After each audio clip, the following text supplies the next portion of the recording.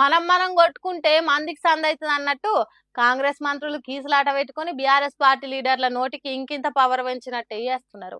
Congress party వాళ్ళ కయ్యాలను RS Praveen Kumar ఉతికి ఆరేస్తున్నారు. కేవలం కాంట్రాక్ట్ల కోసం, కమిషన్ల కోసం, కాంట్రాక్టర్లకు రిలీజ్ చేయాల్సిన బిల్లులో 12% వాటా, 20% వాటా ఏదైతుందో ఆ వాటాల కోసం మంత్రులందరూ కూడా బహిరంగ కొట్లాడుకుంటున్నారు. ఇక వీళ్ళు రాష్ట్రాన్ని రక్షిస్తారు. వాజీబే ప్రవీణ్ సార్ చెప్పింది 100% నిజమే. కూట్ల రాయి తీయలేనోడు ఏట్ల రాయిని ఎట్లెత్త అవతల వారేస్తాడు.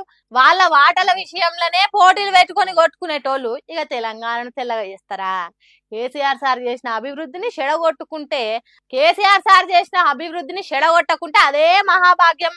అట్లున్నది కాంగ్రెస్ పార్టీల పరిపాలన అన్నట్టు చెవులు విండి చేతులు పెట్టినంత పనిచేసిండు. ఇలా అడ్లూరి లక్ష్మణ్ కుమార్ మంత్రి గారు, పొన్నం ప్రభాకర్ గారు వాళ్ళు కొట్లాడుకుంటున్నారు. అడ్లూరి లక్ష్మణ్ కుమారు, వివేకానంద్ వీళ్ళిద్దరు కొట్లాడుకుంటున్నారు. పొంగులేటి శ్రీనివాసరెడ్డి, వరంగల్లో ఉండే మంత్రి కొండా సురేఖ వాళ్ళు కొట్లాడుకుంటున్నారు. సీతక్క నియోజకవర్గంలో పొంగులేటికి ఏం పని అని సీతక్క మనుషులు అంటారు.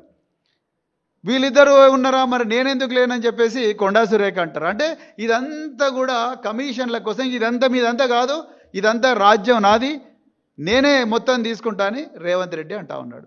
బాలే ఉన్నది భాగాలు పంచుకునే పోరాటం.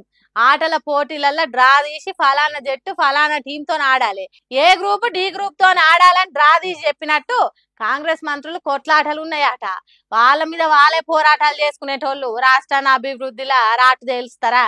కమిషన్ల పేరుతోని వంచుకున్నాడు, వాటి లెక్కలు తేలకుండా దంచుకున్నాడు అన్నట్టు నడుపుతున్నారు సర్కార్ అన్నట్టు చెప్పిండిగా.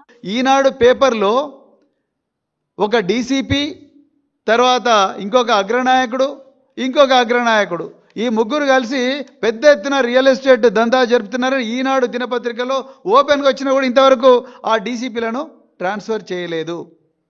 ఇప్పుడు వాళ్ళకే చెప్పి మీరు మమ్మల్ని జూబ్లీహిల్స్ ఎలక్షన్లో గెలిపించండి అంటున్నారు. ఇంత దారుణం జరుగుతూ ఉన్నది గవర్నమెంట్లో. ఒక్కరు కూడా పాలన మీద దృష్టి సారిస్తలేరు. ఎట్లా సాధిస్తారు సారు? వాళ్ళకి పైసల మీద ఉన్న శ్రద్ధ పాలన మీద లేదు. అందుకే 10 ఏళ్ళు కేసీఆర్ చేసిన అభివృద్ధి కాంగ్రెస్ పార్టీల 15 ఏళ్ళ వెనుకకు పోయింది అన్నట్టు జనం మాట్లాడుకుంటున్నారు. ఇంత చక్కని పరిపాలన చేస్తున్నందుకే అటు ఊర్లల్లో ఇటు పట్నంలో జనం మస్తు మెచ్చుకుంటున్నారు.